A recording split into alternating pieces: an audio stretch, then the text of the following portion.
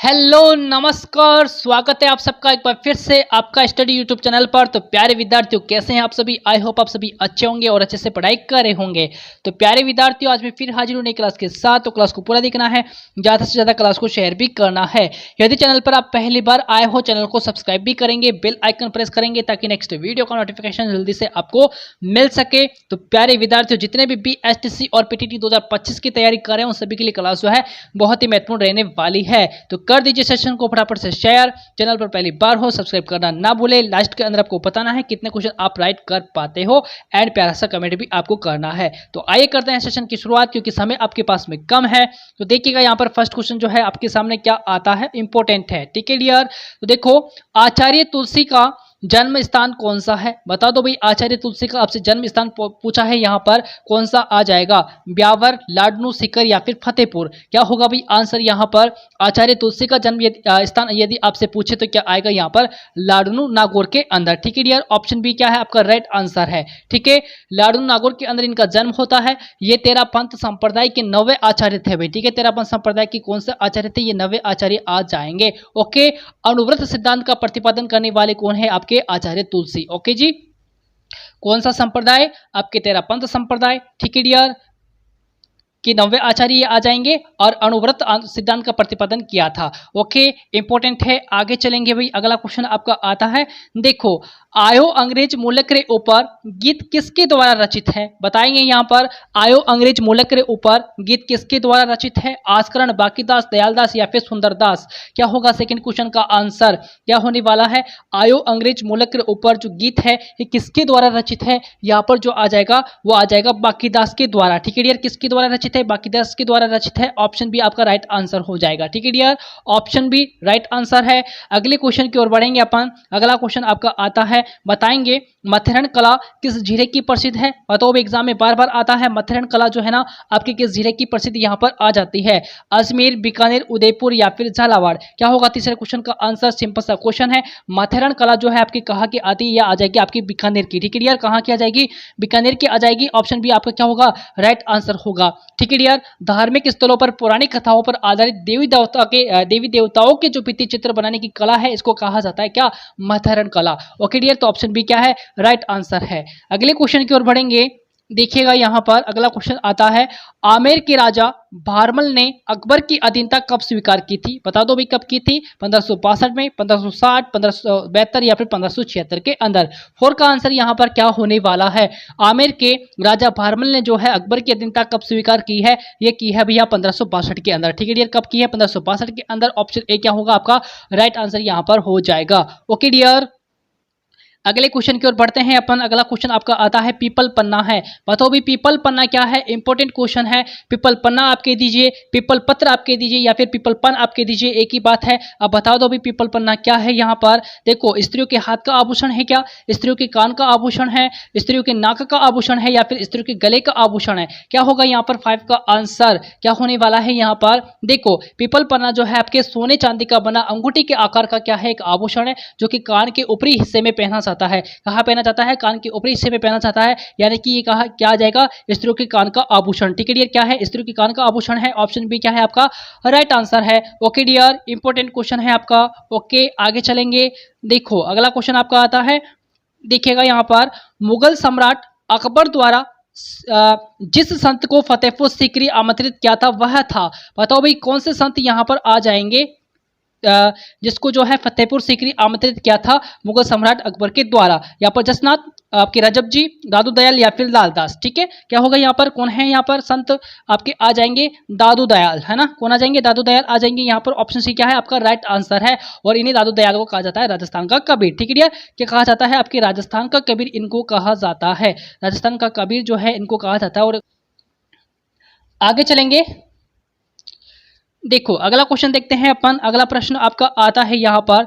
देखो, धर्म जहाज, भक्ति, पदारथ एवं नास्केत लीला रचनाएं निम्न में से किस संत की है? बता देंगे यहाँ पर क्या होगा?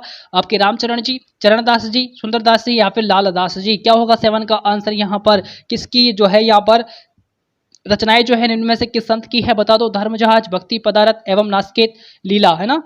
किसकी रचनाएं हैं यहाँ पर आपके आ जाएगी चरणदास जी की, ठीक है, किसकी है, चरणदास जी की रचनाएं यहाँ पर आ जाएगी। ऑप्शन बी क्या होगा आपका राइट आंसर होगा, ठीक है डियर। अगले क्वेश्चन की ओर बढ़ेंगे। देखो यहाँ पर अगला क्वेश्चन आता है, श्री देवनारायण को गुर्जर जाति के लोग किसका अवतार मानते हैं। देवनारायण जी से इंपॉर्टेंट क्वेश्चन बनता है भाई, ठीक है ना। श्री देवनारायण जी को जो है गुर्जर जाति के लोग किसका अवतार यहाँ पर मानते हैं। श्री कृष्ण का मानते हैं, विष्णु का, हरिराम का, या फिर उपयुक्त सभी का मानते हैं। बताओ भी क्या होगा यहाँ पर जो है देवनारायण जी को माना जाता है आपके विष्णु का अवतार। किसका माना जाता है, विष्णु का अवतार माना जाता है। यदि आपसे देवनारायण जी का उपनाम पूछे डियर, क्या पूछे, उपनाम पूछे, तो क्या क्या आ जाएंगे यहाँ पर। देखो आयुर्वेद के ज्ञाता है ना, राज्य क्रांति के जनक, विष्णु के अवतार इनको कहा जाता है, और गुर्जर जाति के ये आराध्य देव आ जाते हैं, ठीक है डियर। और देवनारायण जी का जो वास्तविक नाम है वो आ जाएगा उदय सिंह, ठीक है डियर, क्या है, उदय सिंह या फिर उदल जी, ठीक है, उदय सिंह या फिर उदल जी जो है इनका क्या आ जाता है वास्तविक नाम यहाँ पर आ जाता है। ओके डियर, आपको ये भी पता होना चाहिए। आगे चलते हैं नेक्स्ट क्वेश्चन की और। नेक्स्ट क्वेश्चन देखिएगा। देखो बच्चों का नामकरण जन्म के कितने दिन बाद किया जाता है। बताओ भाई बच्चों का जो नामकरण है ये जन्म के कितने दिन बाद किया जाता है। 40वें दिन, 6ठे दिन, या फिर आपके 11वें या 101वें दिन, या फिर किसी भी दिन किया जाता है। बताओ भाई क्या होगा। 9 का आंसर यहाँ पर क्या होने वाला है। बच्चों का नामकरण जो है ना जन्म के कितने दिन बाद किया जाता है, तो यहाँ पर आंसर क्या हो जाएगा 11वें या 101वें दिन, ठीक है। सी ऑप्शन, सी ऑप्शन क्या है करेक्ट आंसर है ऑप्शन सी, ठीक है। इंपॉर्टेंट क्वेश्चन है। अगले क्वेश्चन की ओर चलते हैं अपन। अगला क्वेश्चन जो है यहाँ पर आता है, आपसे एक रिक्वेस्ट है, जिन्होंने चैनल को सब्सक्राइब नहीं किया फटाफट से चैनल को सब्सक्राइब कर ले और वीडियो को ज़्यादा से ज़्यादा शेयर भी कर दे, ठीक है डियर। तो देखो यहाँ पर अगला क्वेश्चन आपका आता है, क्वेश्चन नंबर 10। आदिवासियों में कटका वस्त्र पहना जाता है। बता दो भाई किसके द्वारा पहना जाता है। पुरुषों द्वारा, विवाहित स्त्रियों द्वारा, विधवाओं द्वारा, या फिर अविवाहित युवतियों द्वारा। बताओ आंसर क्या होगा। सिंपल सा क्वेश्चन है यहाँ पर। आदिवासियों में कटका जो वस्त्र है ये पहना जाता है आपके अविवाहित युवतियों द्वारा, ठीक है। ऑप्शन डी क्या है आपका राइट आंसर है। सिंपल सा क्वेश्चन है। आगे चलेंगे। अगला क्वेश्चन आता है आपका, दामिनी, तावीद, मेमंद, फीणी, सांकड़े आदि आभूषण संबंधित है। बताओ भी किससे संबंधित ये आ जाएंगे। आपके सिर व मस्तिष्क से संबंधित है क्या, नाक से है, कान से है, या फिर गले से है। 11 का आंसर जो है यहाँ पर क्या हो जाएगा।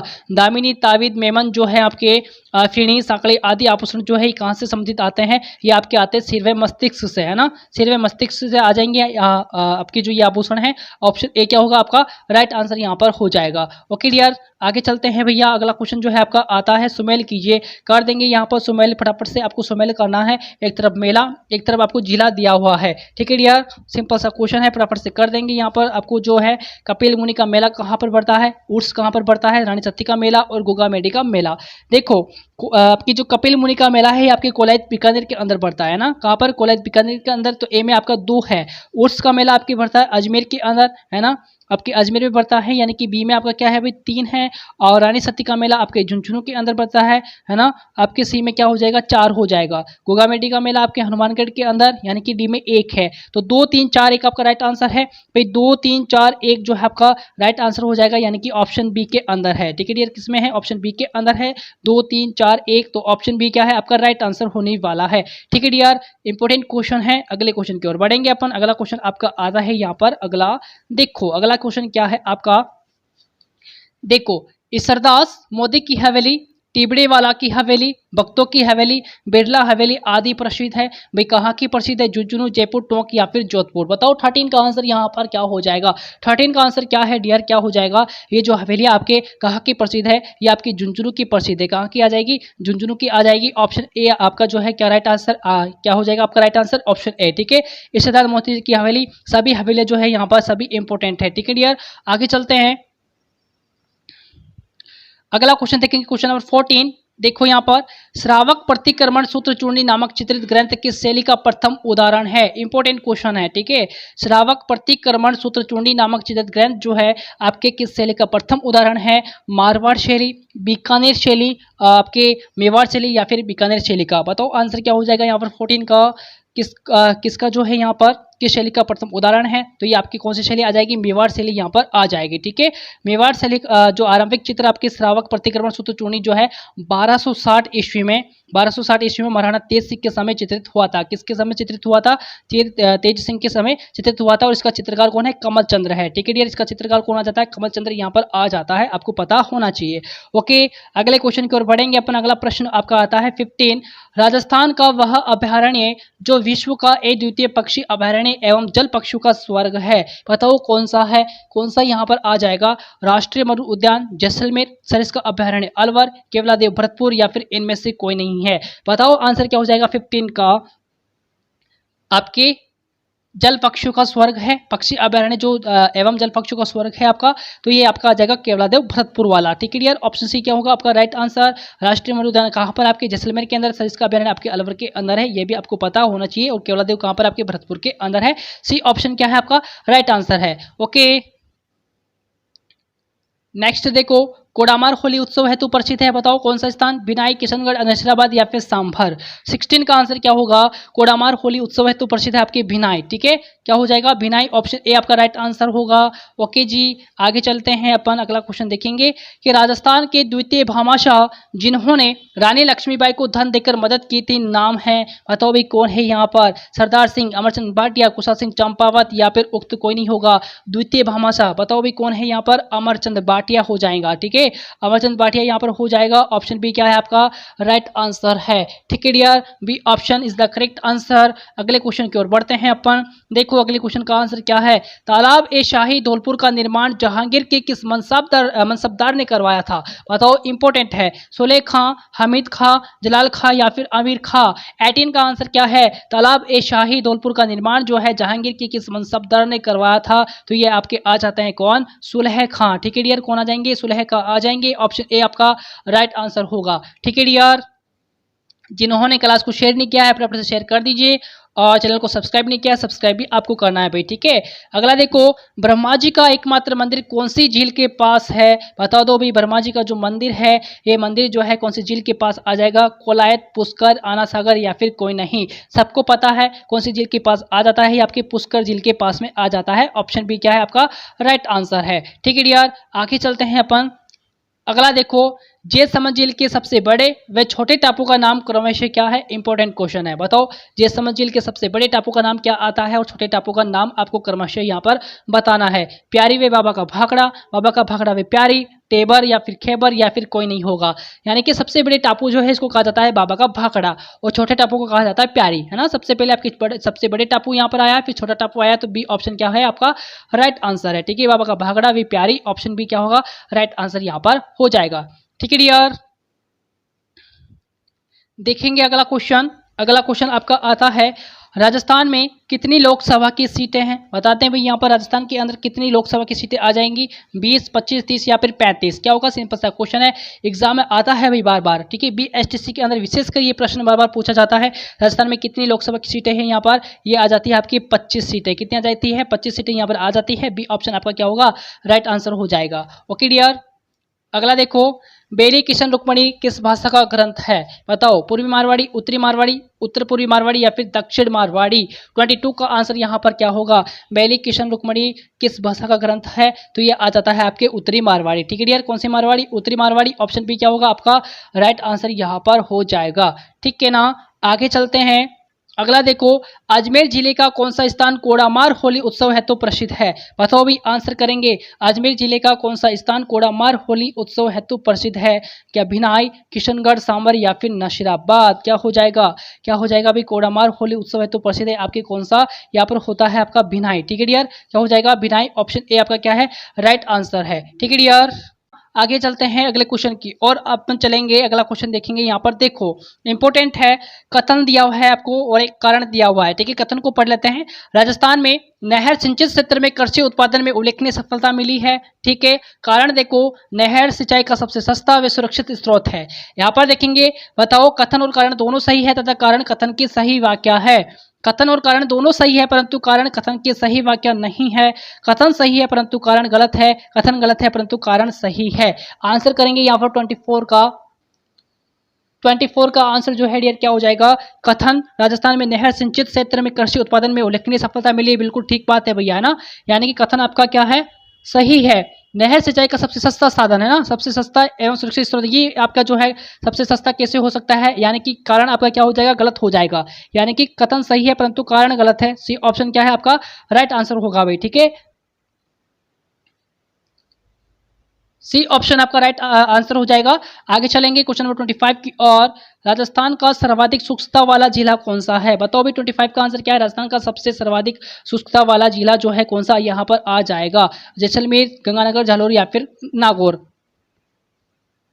25 का आंसर क्या है यहाँ पर, राजस्थान का सर्वाधिक शुष्कता वाला जिला आपके आता है कौन सा, जैसलमेर आ जाएगा। ऑप्शन ए आपका राइट आंसर है, ठीक है डियर। अगले क्वेश्चन की ओर बढ़ेंगे। अगला क्वेश्चन, वनों को काट देने से होने वाले नुकसानों में निम्न में प्रमुख है, बताओ क्या है। उद्योगों की कमी, चर्म रोगों में वृद्धि, जलाऊ लकड़ी की मात्रा में कमी या फिर भूमि अपरदन।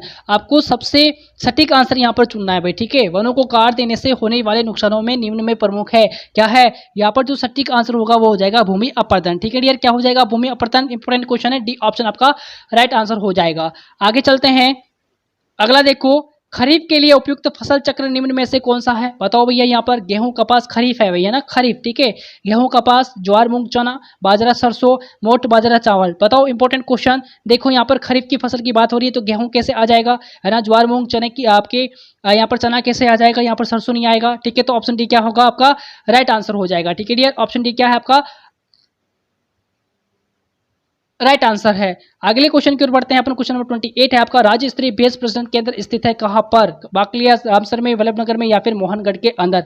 राज्य स्तरीय भेष प्रदर्शन केंद्र आपके कहां पर स्थित है, ये आपका आ जाएगा वल्लभनगर उदयपुर में, ठीक है। सी ऑप्शन आपका राइट आंसर है। अगला क्वेश्चन देखेंगे यहाँ पर। अगला क्वेश्चन आपका आता है क्वेश्चन नंबर 28, कौन सा नगर राजस्थान का कानपुर कहलाता है, बताओ भाई। क्या आंसर यहाँ पर हो जाएगा, कौन सा नगर राजस्थान का कानपुर कहलाता है, तो यहाँ पर हो जाएगा आपका कोटा, ठीक है डियर। क्या हो जाएगा, कोटा यहाँ पर हो जाएगा। ऑप्शन सी क्या है आपका राइट आंसर है, ठीक है डियर। अगले क्वेश्चन की ओर बढ़ते हैं अपन। राजस्थान में सर्वाधिक नमक किस झील से प्राप्त होता है, बता दो भाई। 30 का आंसर क्या हो जाएगा, इंपॉर्टेंट क्वेश्चन है। पचपदरा, पोखरण, फलोदी या फिर सांबर। 30 का आंसर जो है डियर क्या होने वाला है, राजस्थान में सर्वाधिक नमक किस झील से प्राप्त होता है, ये आपकी झील आ जाएगी सांबर, ठीक है डियर। कौन सी झील, सांबर आपकी जयपुर से। ऑप्शन डी क्या होगा आपका राइट आंसर हो जाएगा। तो ये थे आपके लिए 30 क्वेश्चन मोस्ट इंपोर्टेंट। तो आई होप क्लास पसंद आई होगी, पसंद आई है तो लाइक शेयर जरूर कीजिएगा। चैनल पर पहली बार हो, चैनल को सब्सक्राइब भी आपको करना है। तो प्यारे विद्यार्थियों, मिलेंगे अपन नेक्स्ट वीडियो के अंदर। बहुत जल्दी से, तब तक के लिए नमस्कार, जय हिंद, जय भारत।